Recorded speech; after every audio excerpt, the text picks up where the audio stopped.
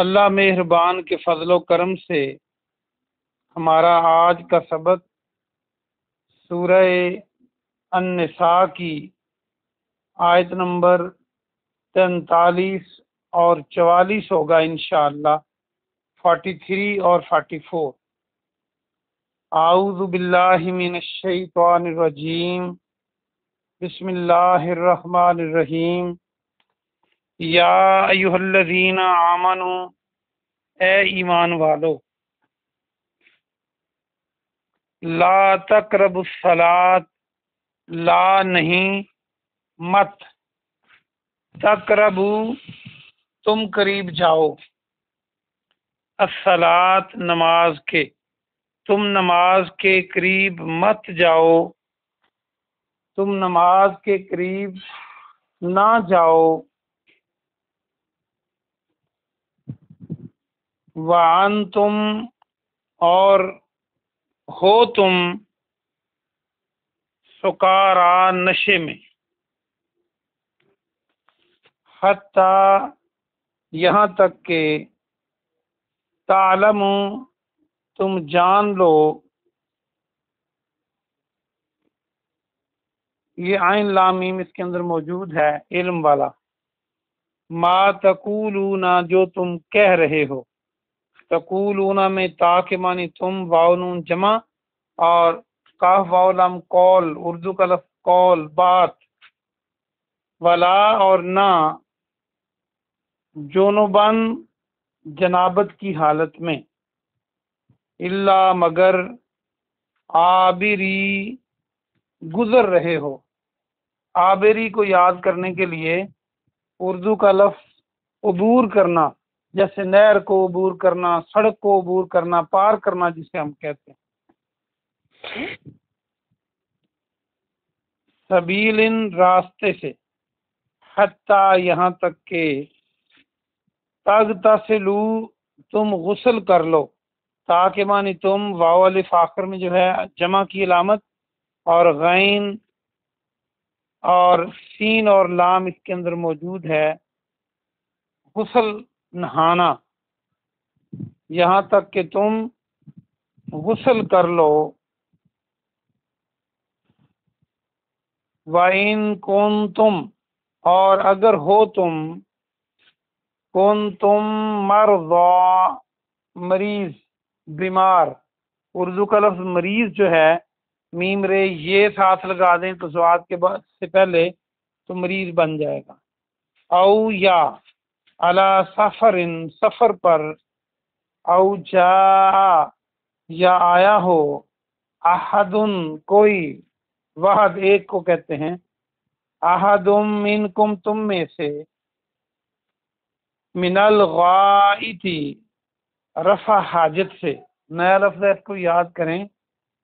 غائط رفع حاجت، حاجت کو پورا کر کے، او یا لامستم النساء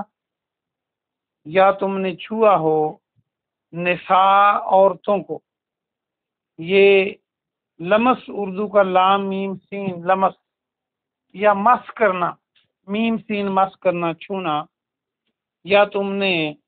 عورتوں کو چھوا ہو، عورتوں سے مراد بیویاں، فلم پس نہ، تجدو تم پاؤ، ما ان پانی، فتیممو تو پس تیمم کر لو، اس کو بھی دیکھیں تو تا یا میم میم تیمم اس کے اندر موجود ہے، جو پانی کی غیر موجودگی میں ہم کرتے ہیں، سعیدن طیبن پاک مٹی سے، طیب پاک، سعید مٹی کو کہتے ہیں، فمسحو پس تم سب مسح کرو، فمسحو کو دیکھیں تو وہی میم سین ہے اس کے اندر موجود ہے، بے وجوہکم اپنے چہروں کا، وَأَيْدِيكُمْ اور اپنے ہاتھوں کا، ان اللہ بے شک اللہ، کانا ہے، عفواً غفورا، عفو و درگزر آپ پہلے بھی پڑھ چکے ہیں، معاف کرنا، معاف کرنے والا، غفورا مغفرت کرنے والا، بخشنے والا۔ اب اس کا با محاورہ ترجمہ سنیں۔ اے ایمان والو، اے لوگو جو ایمان لائے ہو، تم نماز کے قریب نہ جاؤ اس حال میں کہ تم نشے میں ہو، یہاں تک کہ تم جو کچھ کہہ رہے ہو اس کو جان لو، اور نہ جنابت کی حالت میں سوائے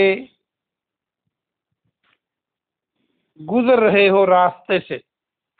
لفظی معنی یہی بنتا ہے، بریکٹ میں کریں گے کہ راستہ مسجد کے اندر سے گزرتا ہو تو اس پر سے گزر رہے ہو، حتیٰ یہاں تک کہ تغتسلوا تم غسل کر لو،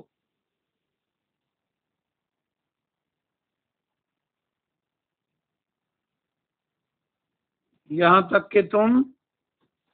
غسل کر لو، اور اگر ہو تم بیمار یا سفر پر، اور اگر تم سفر پر ہو یا بیمار ہو، یا تم میں سے کوئی رفع حاجت کر کے آیا ہو، تم میں سے کوئی اپنی حاجت پوری کر کے آیا ہو، یا تم نے بیویوں کو چھوا ہو، بریکٹ میں کریں ہم بستری کی ہو، پس تم پانی نہ پاؤ تو تیمم کر لو پاک مٹی سے کے ساتھ، پس تم اپنے چہروں کا مسح کرو اور اپنے ہاتھوں کا، بے شک اللہ تعالی معاف کرنے والا بخشنے والا ہے۔ یہ ایک آیت مبارکہ ہوئی، آئیے ہم اس سے اگلی پڑھتے ہیں۔ آج کے سبق میں 2 آیتیں ہیں۔ علم کیا نہیں ترا تو نے دیکھا، الی الذین ان کی طرف جو اوتو دیے گئے عطا کیے گئے، نصیبا من الکتاب کتاب سے ایک حصہ، یشترونا وہ خریدتے ہیں۔ یہ میں نے بتایا تھا جب کوئی پلاٹ یا گھر بیچنا ہو تو اخبار میں زیادہ بھائیوں کا ہو تو دے دیتے ہیں مشتری ہو شار باش، کہ یہ گھر ہم فروخت کر رہے ہیں۔ اس کا معنی بیچنا اور خریدنا دونوں ہوتے ہیں۔ الضلالۃ گمراہی کو، وَيُرِيدُونَ اور وہ ارادہ کرتے ہیں، یرید کو دیکھیں تو ارادہ اس کے اندر الف لگا دیں اور رے اور الف دال دا ارادہ بن جائے، اور وہ چاہتے ہیں ان کے تذلو تم سب بھٹک جاؤ، السبیل راستے سے۔ اس کا با محاورہ ترجمہ سنیں۔ کیا تم نے ان لوگوں کو نہیں دیکھا جن کو کتاب سے ایک حصہ دیا گیا، یہود و نصارہ کی طرف اشارہ ہے، اور وہ سب گمراہی خریدتے ہیں، اور وہ سب چاہتے ہیں کہ تم راستے سے بھٹک جاؤ۔ راستے سے مراد اصل راستہ السبیل ہے، یہ الف لام لگا ہوا ہے۔ تو آج کا یہ سبق پورا ہوا، آئیے ہم اس کی تفسیر دیکھتے ہیں۔ واپس آ جائیے۔ اللہ سبحانہ و تعالیٰ نے ایمان والوں کو مخاطب ہو کے کیا ارشاد فرمایا کہ تم نماز کے قریب نہ جاؤ جب تم نشے کی حالت میں ہو۔ کہ یہ جو ملنگ ٹائپ ظالم نماز نہیں پڑھتے، یہ آدھی آیت پڑھ کر کہہ رہے ہوتے ہیں کہ نماز کے قریب نہ جاؤ، لیکن کوئی باشعور مسلمان اس کو نماز نہ پڑھنے کی دلیل نہیں بناتا۔ اللہ تو فرما رہا ہے کہ جب تم نشے کی حالت میں ہو تو تم نماز کے قریب نہ جاؤ اس وقت تک جب تم جو کچھ کہہ رہے ہو اس کو تم جان لو، سمجھ لو کہ تم کیا کہہ رہے ہو۔ اصل میں یہ آیت مبارکہ جب شراب حرام پوری طرح نہیں ہوا تھا تو اس وقت نازل ہوئی، آپ کو پتہ ہے مکہ کے لوگ جو اسلام سے پہلے اور مدینہ کے لوگ شراب کے کس قدر عادی تھے، تو اللہ سبحانہ و تعالیٰ نے یکدم شراب کو منع نہیں کیا، بلکہ بتدریج منع کیا، جیسے انسان کی فطرت ہے۔ کبھی بتلایا کہ اس میں نفع بھی ہے، اس میں نقصان بھی ہے، اور نقصان اس کا زیادہ ہے نفع سے، تو جو زیادہ سمجھدار لوگ تھے وہ شراب سے باز آ گئے۔ پھر یہ آیت نازل فرمائی کہ جب تم نماز کی حالت میں ہو، نشے کی حالت میں ہو، تو نماز کے قریب نہ جاؤ، کیونکہ 5 وقت نماز پڑھیں گے اور نشہ کریں گے تو پھر نماز کی وجہ سے نہیں کریں گے۔ لیکن وہ اتنے نشے کے عادی تھے کہ انہوں نے، بعض لوگوں نے اپنے اوقات بدل لیے شراب پینے کے، کہ نماز کے وقت شراب نہ پیتے۔ تو پھر آخر پر جب اللہ نے، جو سورہ بقرہ میں ہے کہ اس سے بچو، یہ شیطانی کام ہے، تو اس میں گناہ ہے، تو وہ آیت نازل ہوئی۔ تو پھر لوگوں نے، جب شراب منع پکی ہو گئی، تو پھر مدینہ کی گلیوں میں پانی کی طرح شراب کے مٹکے بہائے گئے اور گرا دیے گئے، توڑ دیے گئے، اور پانی کی طرح شراب بہ رہا تھا۔ آج ہمیں بھی نشے سے بچنا چاہیے۔ ایک تو اس میں سے یہ ہمیں سبق ملتا ہے، نشہ یہ انسانی زندگی کا دشمن ہے، بلکہ آخرت کا بھی دشمن ہے۔ جو عادی نشئی ہو اس پر اللہ کی رحمت نہیں ہوتی، یہاں تک کہ ایسے بندے پر لیلۃ القدر میں بھی اللہ کی رحمت نہیں ہوتی۔ تو اس لیے نشہ اور شراب یہ بہت بری چیز ہے، اس سے بچنا چاہیے۔ اور یہ تو اللہ کی مہربانی ہے کہ اللہ نے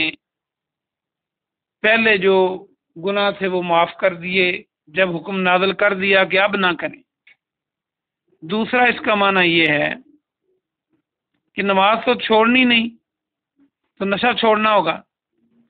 تیسرا اس کا معنی یہ ہے کہ جب ہمیں بہت زیادہ نیند آئی ہو کسی وجہ سے، ویسے تو ایسے کام نہیں کرنے چاہیے جو آپ کی فرائض میں مداخلت کریں اور آپ کو فرائض سے روکیں۔ نماز ایسا فرض ہے کہ اس کو نہ پڑھنے والے کو کفر اور کافر کے الفاظ سے حدیث میں یاد کیا گیا ہے۔ تو ایسا کام نہ کریں جو نماز سے روکے۔ لیکن پھر بھی انسان ہے، اگر بہت تھکا ہوا ہے یا کوئی سفر سے آیا ہے اور اس کی نیند اس پہ غالب ہے، اونگ رہا ہے، تو اس کو چاہیے کہ پہلے سو جائے اور بعد میں نماز پڑھے۔ یہ نہ ہو کہ نیند میں وہ کچھ اور پڑھ جائے۔ اس کی شان نزول بھی یہی ہے کہ جب شراب حرام نہیں تھا تو صحابہ کرام نے نشے کی حالت میں جماعت کرا دی اور سورہ کافرون پڑھی گئی تو اس کے الفاظ غلط ملت ہو گئے، تو اللہ نے پھر یہ آیت نازل فرما دی۔ بہرحال بات لمبی نہ ہو جائے، اس کا ایک تو یہ ہمیں بتلایا جا رہا ہے کہ نماز کو خضوع و خشوع کے ساتھ پڑھیں۔ جو لفظ آپ کہہ رہے ہیں، آپ کے کان یا آپ کا دل اور دماغ ان کو سمجھ رہا ہو کہ آپ کیا کہہ رہے ہیں۔ آگے فرمایا اگلی بات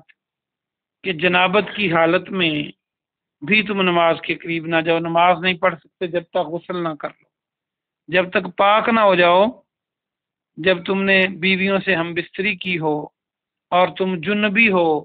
تو جنابت کی حالت میں پہلے غسل کرنا چاہیے، پھر نماز پڑھنی چاہیے۔ ہاں، یہ رعایت دے دی کہ اگر کسی کا راستہ ایسا ہے کہ وہ مسجد کے اندر سے گزرتا ہے، جو راستہ گزر رہا ہو آگے آ رہا ہے اس میں، تو اس کو اجازت ہے کہ وہ اس میں سے گزر کر جا کے غسل کر سکتا ہے،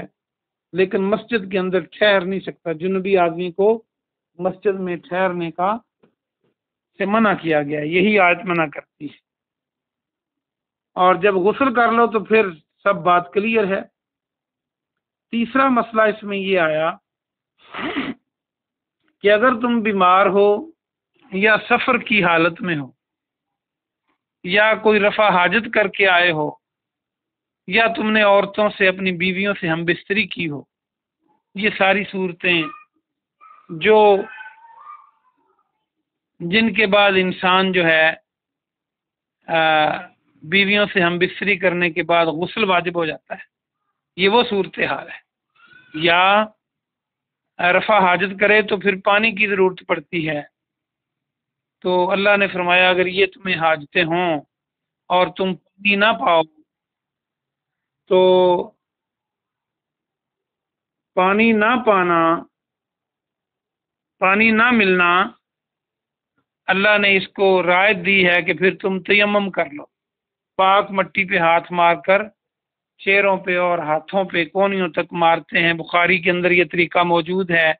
کوئی تفصیل سے پوچھنا چاہے تو بعد میں پوچھ سکتا ہے۔ تو تیمم پاک مٹی سے کر سکتے ہیں، ریت بھی مٹی کی قسم ہے، اس سے بھی آپ تیمم کر سکتے ہیں جب پانی نہ مل رہا ہو، یا کوئی اتنا بیمار ہو کہ پانی اس کی بیماری میں بہت اضافہ کر دے، اور یا پھر پانی اس کی موت کا سبب نہ بن جائے بیماری کی وجہ سے، یا بیماری کو بہت زیادہ بگاڑ دے، تو پھر آپ وضو نہیں کریں گے، غسل نہیں کریں گے، بلکہ تیمم کریں گے، اور وہ تیمم غسل اور آپ کے وضو کے لیے کافی ہوگا، چونکہ اس وقت پھر آپ نے کیا کرنا ہے، یہ کر کے بس اس کو پورا سمجھ لینا ہے۔ آگے فرمایا بے شک اللہ تعالیٰ معاف کرنے والا اور بہت بخشنے والا ہے۔ اللہ پاک سے دعا ہے کہ اللہ پاک آپ کو اور مجھے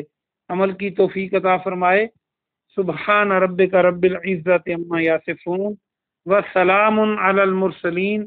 والحمد للہ رب العالمین۔